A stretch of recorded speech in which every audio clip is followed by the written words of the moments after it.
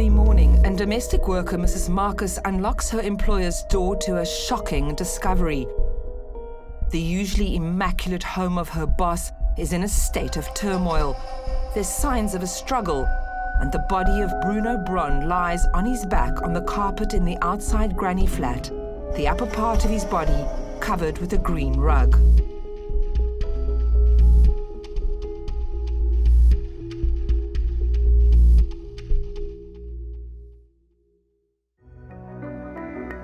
Bruno Bronn's name was synonymous with the well-known Cape Town gay nightclub, the Bronx, and he was a prominent, well-known figure in the local gay community.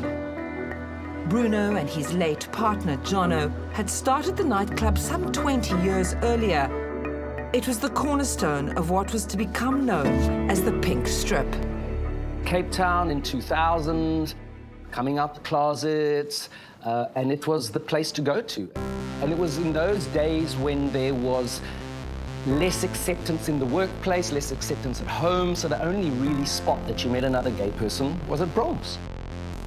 Somerset Road in Greenpoint and the adjacent suburb of Dewaterkant, the hub of the gay community over the past 20 years, with its proliferation of gay clubs, pubs and restaurants.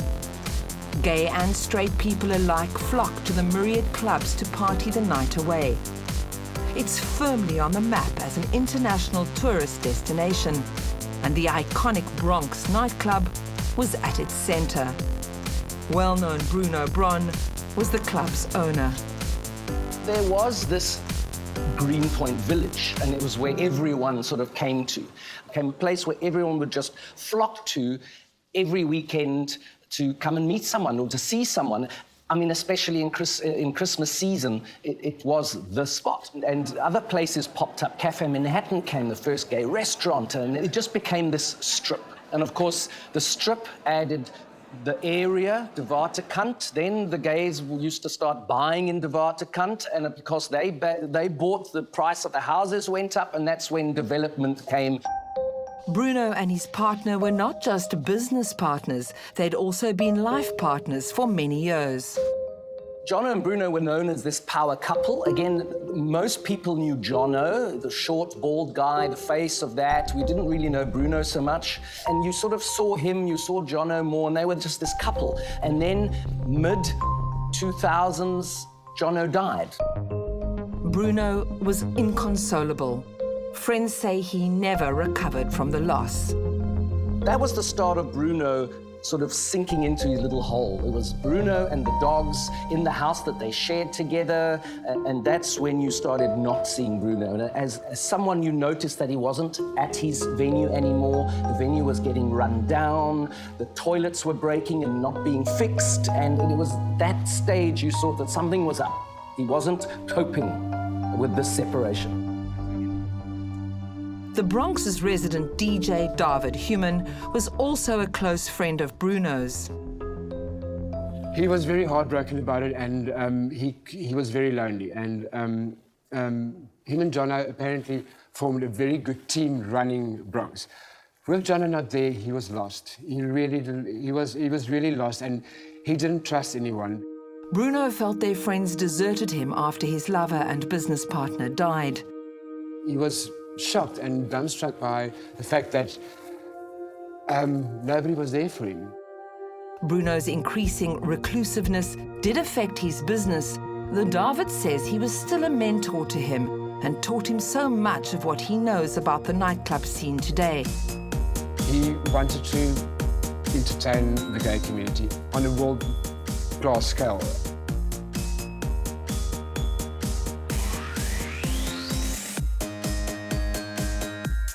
Bruno was an avid supporter of the gay community over many years and sponsor of the Gay Pride Festival.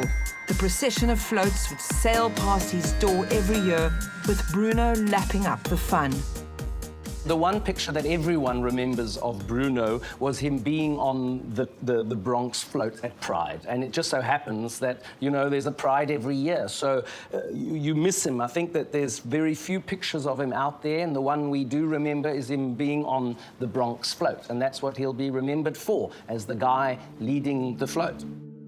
But there was another side to Bruno. tempers and mood swings, say friends and staff. He would just lose it completely. Like you couldn't explain anything. He would just completely lose his cool. Deep down inside, he cared and he knew exactly what he was doing. He was very, very much affected to what what other people thought of him. Very much so. Bruno was sad and he wasn't happy. It shocked me kind of that a person of his stature was so lonely and basically a prisoner in his own home. Because I think after Johnno died, obviously he went through a lot of emotional trauma. Bruno seemed desolate, unable to move on. He hates computers. He would never go on a computer. So he wouldn't go out and he wouldn't go on the internet to meet, and he could have met anybody on the internet. Because there were different people that are with similar likes to him. He wouldn't do that. John Kutzer began working as a bouncer for Bruno at Bronx Nightclub in 2011. He gave him a job as a bouncer at his club, and it was the easiest thing. And he was attracted to that rough, hardcore kind of guy. Friends and colleagues close to Bruno say the two men began a sexual relationship. John was a rough diamond, and truth of the matter is, it seems like Bruno was attracted to those type of people. Bruno seemed happier. His temper tantrums lessened. At first, Bruno got a need filled, which, must be honest, which suited us perfectly because he would be a lot easier to deal with. He was a lot more relaxed. It was just a very cold, sexual, that was all it about. But being that person that John was, he very quickly saw opportunities of how he can benefit from it financially. For a while, Bruno seemed to turn a blind eye to things John was doing. He realized that John was using him, and he was purely, in my opinion, feeding his stick habit. Because there was times that Bruno had to drive him around on a wild spree and, to go and buy his stick for him, crap like that. Friends say Kutzer was never part of their social circle and didn't attend their regular Sunday braais at Bruno's home. But all of them were aware of the somewhat dark sexual relationship between the two men. From what I know of Bruno and John, it was a very kinky, fetish-orientated sexual relationship. It was in no means a type of relationship where he would spend the night. They never actually slept in the bed. That's why the maid was very confused about the relationship John and Bruno had. But John Kutzer vehemently denies he and Bruno were ever involved sexually.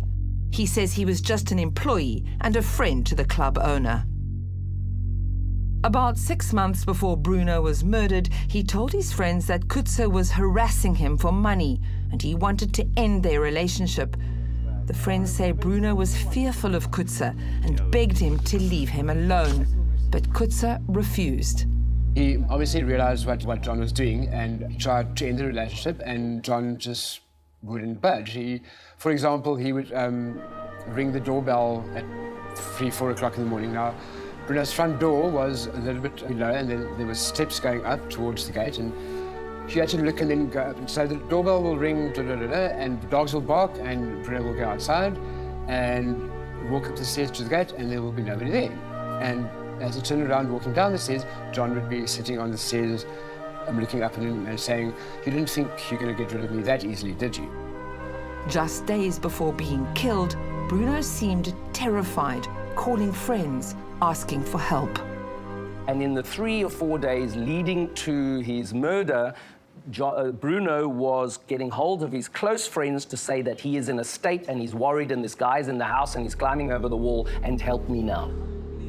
That Tuesday morning, the 7th of February 2012, when Bruno Bronn's body was discovered, detectives and a forensic team began to comb the crime scene looking for clues. His house was set back from the road down a flight of stairs. it had a security fence and gate. No sign of forced entry led police to believe Bruno Bronn had let the murderer into the house. It indicated it must have been someone he knew. Photographs at the scene also showed the immaculate sitting room, study and kitchen, something Bronn's friends say was typical of the obsessively neat and tidy man. I used to come home after the club, which was like 4 o'clock in the morning, and I used to make myself something to eat, right? And I used to make sure that I cleaned up after myself 100%, not leave a crumb in it. But hell or high water, because he's an obsessive compulsive, he knew that I'd made myself something to eat and would kind of freak out. A patio and barbecue area led to an outside granny flat. Close friends say this was where Bruno had sex with Kutzer. There was never an indication that somebody spent the night in bed because, quite frankly, they didn't sleep. They had sex. And it wasn't in Bruno's bedroom, because Bruno wouldn't... I don't think Bruno would have liked that because that was him, Johnno's space. They did it in an outside flat where he got murdered. So it was outside the house in a outside apartment flat or whatever they did. And they purely had sex. That was it. And then he would leave. Detectives found cigarette butts on the patio leading to the flat. Inside the sparsely furnished room, Bruno Bronn's body clad only in shorts, lying face upward, a rug partially draped over him. When police removed the rug, they saw the victim's hands were tied with a leather belt, his face covered with a blood-stained white towel. His legs were covered in bruises, and his knees and elbows showed severe carpet burns. The autopsy confirmed the detective's suspicions. Bruno Bronn had been strangled, and he died of asphyxia. Only a few items were missing: a laptop, a cell phone, and Bronn's silver BMW that neighbors heard speeding off that night. Early Tuesday morning, I got this phone call, and I was still in deep sleep, that I should go and see what's happening at Bruno's house. Somebody that I know drove past the house, and it was cordoned off, and something is going on. So immediately, I thought, what the hell? You know, I feared. I kind of instinctively knew immediately what happened, because of what Bruno told me a day or two before, and my immediate reaction and thought and thing was, John actually did it. Within days, police arrested 4 suspects: Frederick Willem John Kutzer, Fariz Ali, and Ahmad Topher. These 3 were charged with murder and robbery with aggravating circumstances. All pleaded not guilty. The 4th suspect, Kurt Rispi, quickly turned state's witness. He said he was a friend of Kutzer's, did patrolling services for his mother's security company in the area, and acted only as the driver for the evening. He claimed he was unaware of the death of the deceased until afterwards and knew nothing of the stolen goods. So what exactly happened on that fateful Monday night in February 2012? Kutzer and 2 other men had driven to Bronn's house in Ocean View Drive, Greenpoint, late that night. Kutzer allegedly told his friends that he and Bruno had had a falling out. He needed to collect his belongings from the house. They'd driven there at about 11 p.m., and there the stories of the accused begin to differ. The detectives and state prosecutor began attempting to unravel the truth.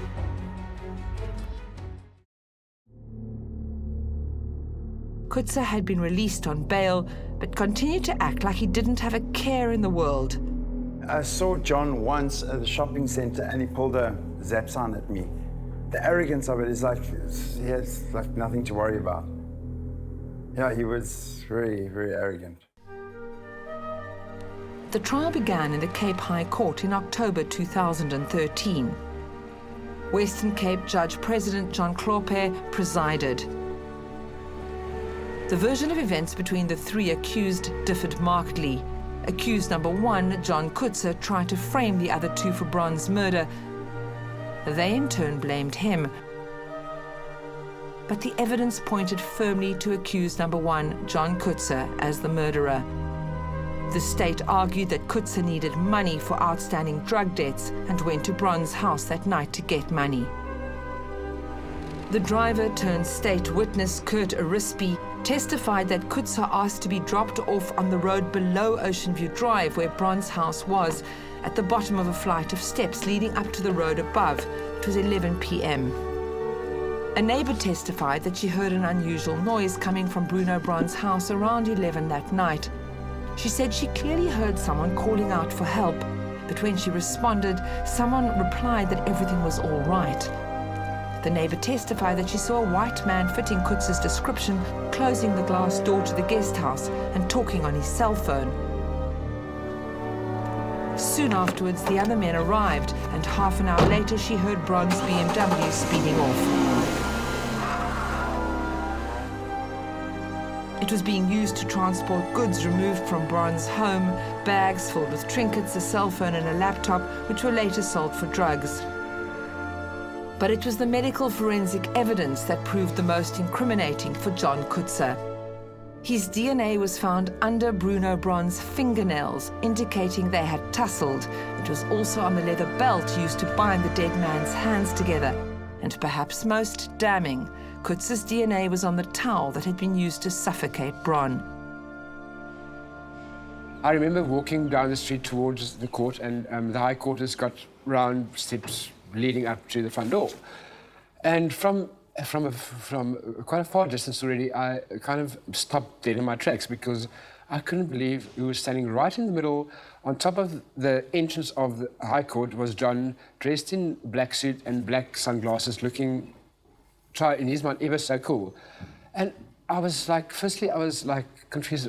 I mean, a person that's about to go on trial for murder, if that was me, I would hide in the bloody toilets, you know, or stuff like that. But he was standing there as if he is the king of the world. And arrogant, totally arrogant.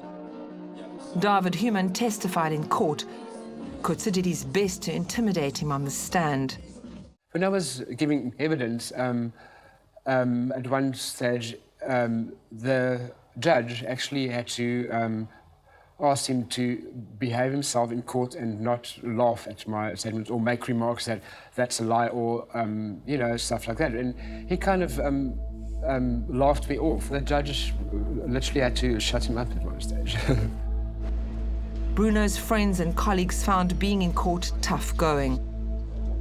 On one occasion, as we left, I mean, we couldn't get out of there soon enough. So we all rushed to the elevator, and so on. It was a small elevator, and it was literally full. It was full. So Bash, one of my colleagues, pressed the ground button and the closed door, and on came John.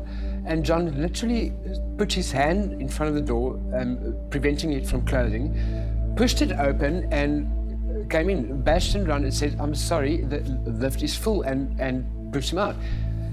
He pushed Bash out of the way and literally forced himself in the lift. By that time, the door was closing, and now we're stuck in the lift with John. Probably the longest lift ride I had in my life. And to be that close to the person that done all this horrible thing, you feel sick. It's a kind of sickness you feel I've never felt in my life before. To my stomach. Coming close to a person like that makes your hair stand up.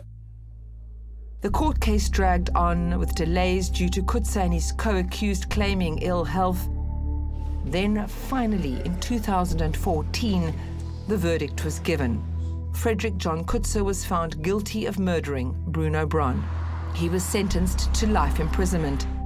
His two co-accused, Fariz Ali and Ahmed Tofo, were acquitted on the murder and robbery charges. But many questions remain unanswered. Bruno is so linked to Bronx, which has a massive place in Cape Town's gay history. And I believe that the truth needs to be out. We need to know what happened, because we don't know at the moment. We don't know. John was a regular visitor to Bruno's house. He knew what was there and what wasn't there. Why did he decide to go and murder him to steal a laptop and a phone? It doesn't make any sense at all.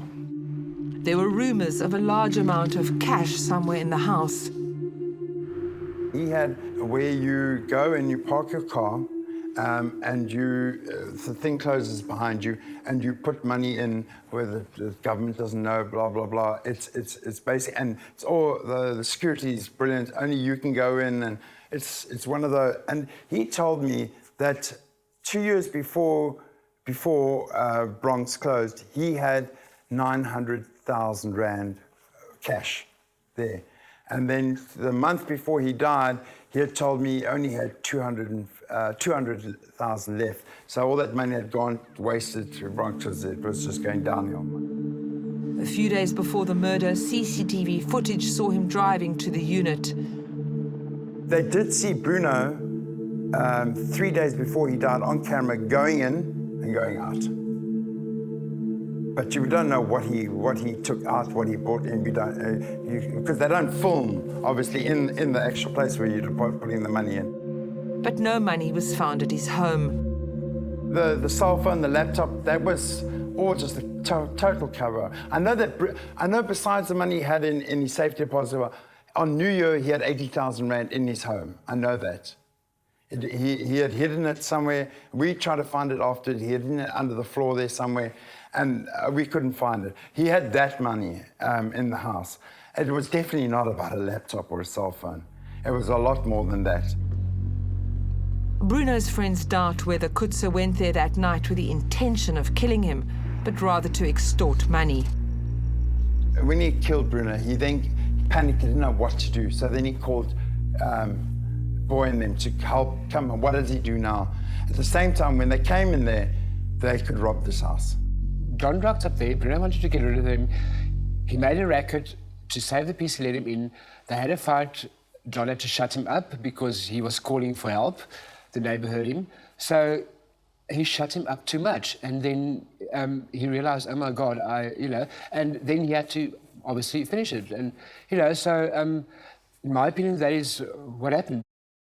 Cape Town's gay community lost a man who had made a difference. He was a trailblazer. He boldly went and opened this fabulous club, which so many of us hold dear. And what Bronx has for so much of us is that special place in our hearts at that time. It might not be what it is today, but it was at that time where I couldn't be gay at home or at work, and this is where I could be gay, and it was a jewel. It was a blast. I had some great, wonderful times at Bronx. And it was people like Bruno and Johnno that made me want to open my own bar and my own club, and and I'm in this business today. This person who was responsible for so much in the gay community, everybody who had heard about Bruno's death was, oh, how could this happen? Blah. All these youngsters all saying, oh, no. And they came to Bruno's funeral, and you know what? Maybe 5 of them have pitched. And this person is responsible for you to walk in the streets hand in hand. He's responsible for so much. Surely you could just owe it to him just to come to his funeral. None of the youth came, and that was very sad for me. That was incredibly sad for me. No one paid their respects at all.